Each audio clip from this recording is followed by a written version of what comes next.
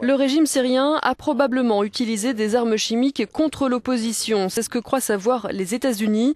Barack Obama a promis une enquête solide sur la question, disposant pour l'instant d'indices mais pas de preuves irréfutables. En marge d'une rencontre avec le roi Abdallah II de Jordanie, le président américain a mis en garde le régime de Bachar al-Assad.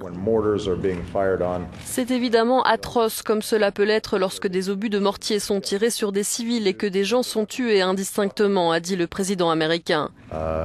Le recours possible à des armes de destruction massive sur des civils franchit une nouvelle frontière dans le domaine des lois internationales et cela change les règles du jeu. Pour le Premier ministre britannique, l'utilisation éventuelle d'armes chimiques franchirait une ligne rouge synonyme de réaction plus ferme de la part de la communauté internationale, même si David Cameron est opposé à l'envoi de troupes en Syrie.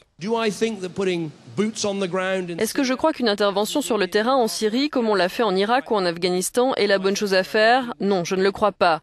Devrions-nous travailler avec nos alliés français, américains et nos alliés du Golfe pour faire tout ce que nous pouvons pour soutenir la frange responsable de l'opposition? Oui, je le crois. Sur le terrain, difficile pour la mission de l'ONU d'enquêter sur ces armes chimiques puisque les portes de la Syrie restent fermées.